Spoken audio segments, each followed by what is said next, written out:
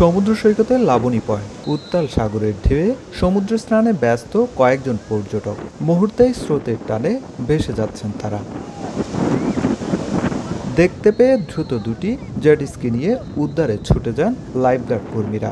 উদ্ধার করে নিরাপদে কোলে নিয়ে আসেন পর্যটকদের। সোমবার বেলা 12টার দৃশ্য এটি। আমরা মানুষদের নিষেধ করতেছি যেন মানুষ বেশি মাঝখানে না যায়। এরপরও যারা কথা শুনতেছে না, যারা মানতেছে না, তারা মাঝখানে যাচ্ছে এবং আমাদের নিয়মিত তাদেরকে উদ্ধার করা লাগতেছে।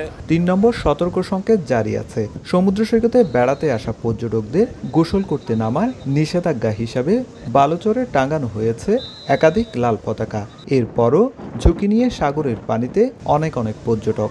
নিষেধাজ্ঞা অমান্য করে যারা পানিতে নামেন তাদের হাঁটু সমান পানি পর্যন্ত নামতে বলা হলেও অনেকেই গভীর সাগরে ঢেউয়ের সঙ্গে খেলতে গিয়ে বিপদে পড়েন। ভ্রমণ পিপাসুরা বলছেন, সমুদ্রের টানে কক্সবাজার ছুটে আসা, তাই সাগরে গা না ভেজালেই নয়।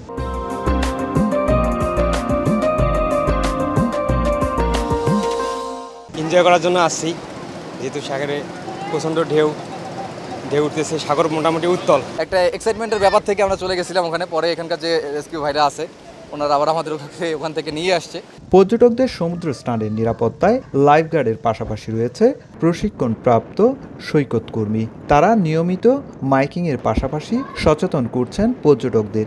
একই সঙ্গে ঝুঁকি নিয়ে গোসলে না নামার জন্য প্রচারণাও চালাচ্ছেন। সাগর অনেক উত্তাল, যে কারণে গর্ত এবং রিপ কারেন্টের সৃষ্টি হয়েছে, এগুলো এখনও অ্যাক্টিভ রয়েছে।